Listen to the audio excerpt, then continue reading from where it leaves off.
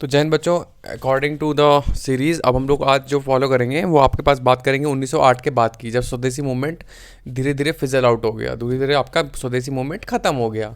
तो कल आपने स्वदेशी मूवमेंट एंड बंगाल पार्टीशन के बारे में पढ़ा था, तो अब हम बात करेंगे। देखिए 1909 में क्या हुआ कि आपके पास ब्रिटिश संसद एक कानून लेके आई। अब वो कानून किसके लिए था? जैसे आपके देश में संविधान आज की डेट में है, तो वैसे ब्रिटिश गवर्नमेंट क्या करती थी, समय समय पर कानून लाती थी। ठीक है, काउंसिल्स के लिए उस समय आ रहे थे, कुछ गवर्नमेंट ऑफ इंडिया के काम के लिए आते थे। तो वैसे ही 1909 में एक कानून आया। उस कानून का नाम था मॉर्ले मिंटो रिफॉर्म्स। अब मॉर्ले जो थे, जॉन मॉर्ले थे, और वो सेक्रेटरी ऑफ स्टेट थे, क्योंकि 1858 के बाद एक पोस्ट आ गई थी, उसका नाम था सेक्रेटरी ऑफ स्टेट। और लॉर्ड मिंटो जो थे वो भारत के वॉइसरॉय थे, जिसके बारे में मैंने बताया था कि 1857 के विद्रोह के बाद जो आपके पास कानून आया था 1858 का, उसमें गवर्नर जनरल को बोला गया वॉइसरॉय। अब इसमें क्या किया गया, 1919 का जो एक्ट था, इसने सेपरेट इलेक्टोरेट की बात करी। तो आपको पता है 1906 में मुस्लिम लीग की स्थापना हुई थी। 1906 में किसकी स्थापना हुई थी? मुस्लिम लीग की स्थापना हुई थी। मुस्लिम लीग वॉज एस्टेब्लिश 1906।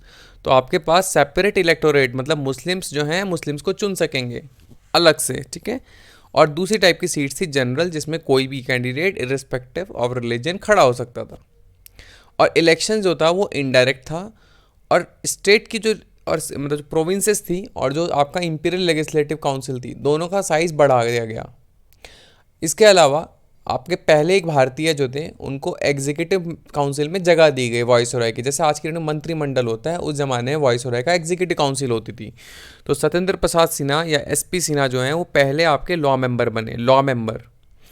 जो सिस्टम जो इलेक्शन था वो बहुत इनडायरेक्ट था, अप्रत्यक्ष था। जैसे आज की डेट में आप लोग वोट करने जाते हो, इस तरीके से नहीं होता था। आपके बोर्ड्स, यूनिवर्सिटी, काउंसिल, इस तरीके से जो आपके पास डिस्ट्रिक्ट बोर्ड्स वगैरह, ये लोग चुन के भेजते थे।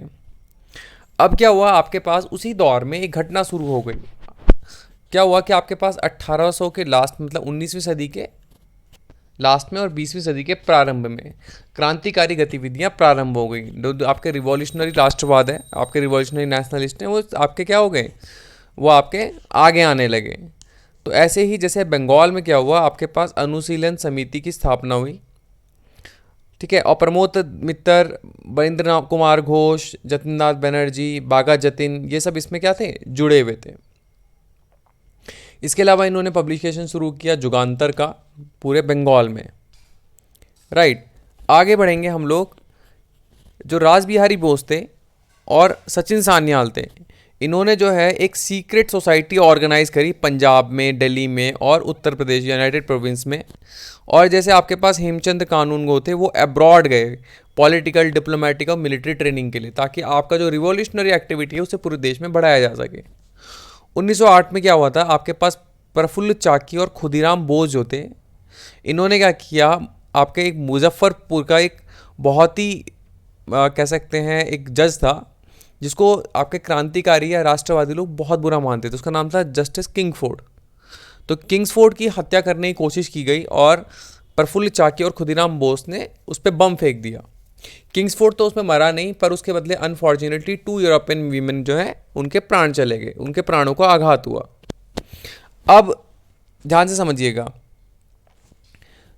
इसके अलावा आपके पास दो जो आपके पास ये आपके जो मेंबर्स हैं, ठीक है, आपके जुगांतर और अनुशीलन समिति के, तो अरविंदो और बरिंद्रा, इनको जो है अलीपुर कॉन्स्पिरेसी में ट्राई किया गया। इसके अलावा एक 12 डकैती कांड हुआ था, 12 डकैती कांड, वो फंड ऑर्गेनाइज करने के लिए जो है आपका किया गया था, मतलब ताकि आपके क्रांतिकारी गतिविधियों के लिए पैसा चाहिए था, इंडिया में भी और बाहर भी। तो उसके लिए क्या किया गया, एक डकैती ऑर्गेनाइज की, इसका नाम क्या था, 12 डकैती। तो उसमें जो है आपके पास जो पुलिन दास थे, उन्होंने इस डकैती को क्या कराया, ऑर्गेनाइज करवाया। पुलिन दास ये भी आपके अनुशीलन समिति वाले हैं। रास बिहारी बोस और सचिन सान्याल ने क्या कोशिश करी कि जो वॉइसरॉय लॉर्ड हार्डिंग है उसके ऊपर बम फेंक दिया जाए। ठीक है, रास बिहारी बोस और सचिन सान्याल ने, आपको पता है 1911 में जो है आपका बंगाल क्या हो गया था, कलकत्ता को जो है कैपिटल शिफ्ट करके दिल्ली ले गए थे। और जो आपका किंग्स जॉर्ज का दरबार हुआ था, ठीक है, किंग जॉर्ज पंचम का दरबार हुआ था 1911 में, और उसे भारत का क्योंकि 3 बार आपके दरबार ऑर्गेनाइज हुए हैं, 3 बार ग्रैंड दरबार ऑर्गेनाइज हुए हैं। पहला आपके पास हुआ था, फर्स्ट जो ग्रैंड दरबार है वो आपके पास है लॉर्ड डिटन के समय में। दूसरा ग्रैंड दरबार जो है वो आपके पास है लॉर्ड कर्जन के समय 1903। और तीसरा जो आपके पास ग्रैंड दरबार है वो है 1911। चौथा ऑर्गेनाइज होना था 1937 में, जो नहीं हो पाया। तो सचिन सान्याल और रासबिहारी बोस ने क्या करा, वॉयसरॉय लॉर्ड हार्डिंग पे बम फेंक दिया चांदनी चौक के पास 1912 में, जब वो आपका दिल्ली कैपिटल में एंटर कर रहा था एज वॉयसरॉय। ठीक है।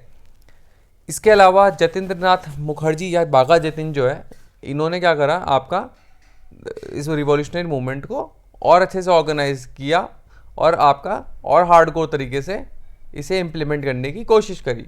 ये क्या चाह रहे थे कि जब वर्ल्ड वॉर लग गया था, ड्यूरिंग वर्ल्ड वॉर, जब आपका फर्स्ट वर्ल्ड वॉर लग गया था, जो युगांतर या युगांतर पार्टी है, इन्होंने क्या करना शुरू किया, आपका जर्मन आर्म्स और एम्यूनेशन जो है आपके मतलब इम्पोर्ट करने शुरू कर दिए with the help of the जो आपके यहाँ इनके बंदे थे फॉरेन में।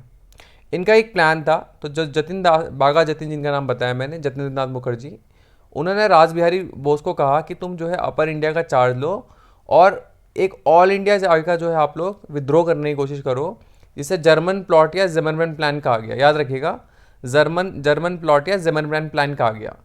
ये एक प्लान किया गया कि हम लोग जो है एक गुरिल्ला फोर्स तैयार करेंगे और वो क्या करेगी, अपने देश में क्रांति प्रारंभ करेगी। पहले फोर्ट विलियम को आपका जो है क्या करेंगे, सीज करेंगे, फिर म्यूटिनी को ऑर्गेनाइज करवाएंगे आर्म फोर्सेस में, with in the arm forces, और अंग्रेजों को भगा देंगे।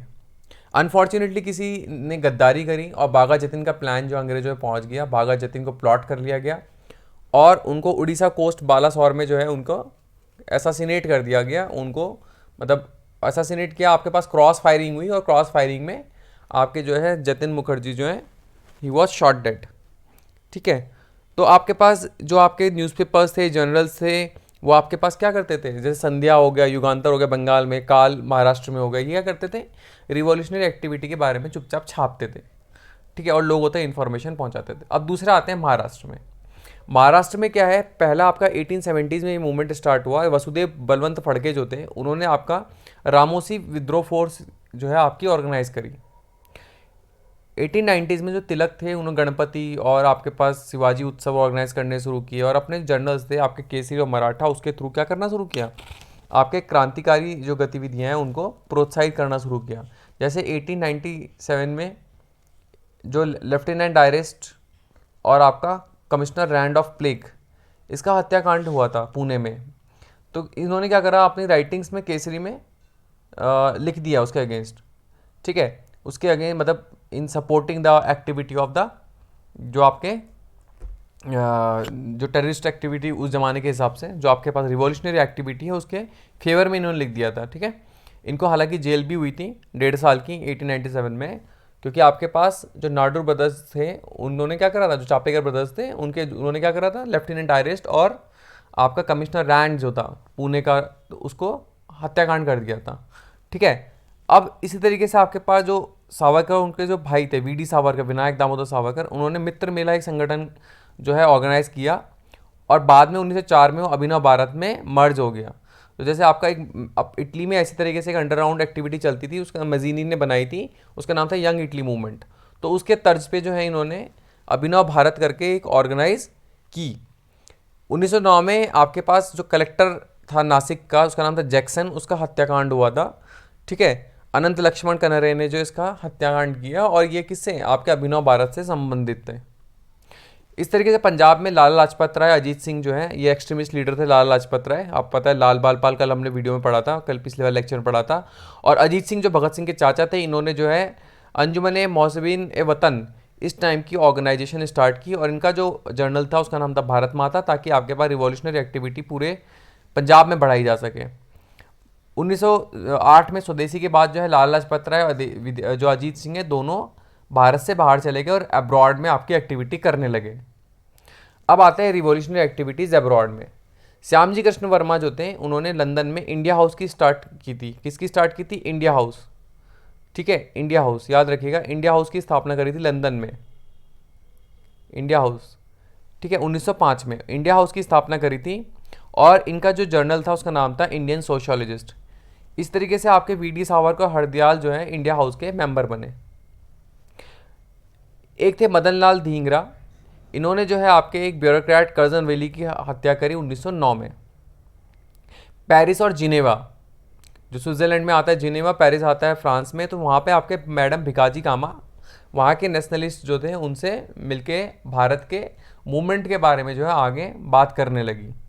मैडम भिकाजी कामा को जो है भारतीय क्रांति का माता भी कहा जाता है, ठीक है, the mother of Indian revolution भी कहा जाता है।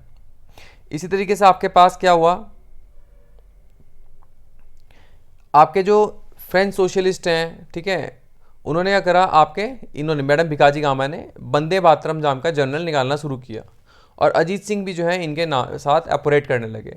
उसके बाद 1919 में जब आपके अंग्रेज और जर्मन के बीच में जब आपकी लड़ाइयाँ बढ़ने लगी, बाद में वो वर्ल्ड वॉर में भी कन्वर्ट हो गई थी, तो आपके वीरेंद्र चट्टोपाध्याय जो है वो बर्लिन में बेस बनाकर काम करने लगे। वीरेंद्र चट्टोपाध्याय याद रखिएगा। अब ऐसे ही एक मूवमेंट बना, उसका नाम था गदर। 1913 में गदर जो है आपके पास ये आंदोलन प्रारंभ हुआ यूएसए की धरती से, सैन फ्रांसिस्को में। रामदास पुरी, जीडी कुमार, तारकनाथ दास, सोहन सिंह भाकना, लाला हरदयाल, इन्होंने जो है आपका स्वदेश सेवक संघ की स्थापना करी थी वैंकूवर में, और यूनाइटेड इंडिया हाउस की स्थापना करी थी सिएटल में। फाइनली 1913 में जो इसके मेंबर्स थे, स्वदेश सेवा संघ जो आपके पास, स्वदेश सेवक होम जो है आपके पास वैंकूवर में, और यूनाइटेड इंडिया हाउस जो आपके पास सिएटल में अमेरिका में, इसके जो बंदे हैं इन्होंने मिलके क्या करा, आपका फाइनली सैन फ्रांसिस्को में गदर को इस्टेब्लिश किया। ये आपका क्या निकालते थे, गदर जर्नल भी निकालते थे, और उसमें जो है आपकी बड़ी बड़ी बातें है ना, क्या आपका लक्ष्य है या क्या आपका टारगेट है ना, गदर है, तो इस तरीके से आपके पास क्रांति है, इस टाइप की चीज़ें निकालते थे। इन्होंने प्लान किया क्या, आपका असैसिनेशन करेंगे, हत्या करेंगे किसकी, ऑफिशियल्स की, रिवॉल्यूशनरी और एंटी इम्पीरियलिस्ट लिटरेचर निकालेंगे, पैम्पलेट्स के थ्रू लोगों को क्या करेंगे, आपका मोटिवेट करेंगे। जो इंडियन ट्रूप्स हैं, जो इंडियन फौजी हैं विदेशों में, उनको क्या करेंगे, क्रांति करने के लिए प्रेरित करेंगे, आर्म्स खरीदेंगे, और इसी तरीके से जितनी ब्रिटिश कॉलोनीज़ हैं वहाँ पे लोगों को भड़काएंगे और अंग्रेज़ों के जो कॉलोनी है उसे ख़त्म करेंगे, अंग्रेजी एम्पायर को ख़त्म करेंगे। इस तरीके से आपके इसी श्रेणी में आपका जो गदर मूवमेंट है, ये चाहते थे कि भारत में पंजाब, इन्होंने अपना स्टेशन चुना था कि पंजाब में ये क्रांति करेंगे, ठीक है, क्रांति को लाएंगे। हालांकि ये जो आपका मूवमेंट था वो फिजल आउट हो गया था, गदर मूवमेंट, हालांकि इसने बहुत इंपॉर्टेंट रोल प्ले किया। इस तरीके से इस सीरीज़ में एक इंपॉर्टेंट आपके पास इंसिडेंट आता है, कोमगाटा मारू इंसिडेंट। कोमगाटा मारू एक जहाज़ था जो हायर किया गया था इंडियंस को ले जाने के लिए, कहाँ पर, आपका कनाडा। अब ये जहाज़ कनाडा पहुंचा तो कनाडा की जो अथॉरिटीज़ थी उन्होंने उसको लोगों को डिपोर्ट करने से मना कर दिया कि भाई हम उतरने नहीं देंगे, क्योंकि ब्रिटिश अथॉरिटीज़ का ऑर्डर आ गया था। मीनवाइल वर्ल्ड वॉर 1 प्रारंभ हो गई 1914 में। अब इस जहाज़ को वापस भेजा गया। अब ये जहाज़ बिल्कुल पानी में लटक गया, और आपका ये वापस जब भारत पहुंचा तो वहाँ पर क्या हुआ, आपका जो इनके बीच में और जो अथॉरिटीज़ थी कोलकाता में, इनको उनके बीच में क्या हुआ, आपका कॉन्फ्लिक्ट हुआ, जिसमें लगभग 22 लोग मारे गए। तो ये कोमगाटा मारू इंसिडेंट आपका इंपॉर्टेंट है, एग्जाम में पूछता भी है कि कोमगाटा मारू क्या था। इट वाज अ शिप, तो बाबा गुरदीप था एक, तो वो इन लोगों को लेके गया। तो फाइनली जो वहाँ के जो लोग थे, 22 लोगों से मारे गए, बाकी जो लोग थे इनको आपका भर के इनके अपने अपने गाँव में पहुँचा दिया गया। और इस तरीके से आपका ये मूवमेंट जो है, आपका गदर मूवमेंट धीरे धीरे फिजल आउट हो गया। तो आप लोग जो है चैनल में बने रहना, लाइक शेयर सब्सक्राइब कर लेना, टेलीग्राम ग्रुप को ज्वाइन कर लेना। That's all for today in the video. Thank you.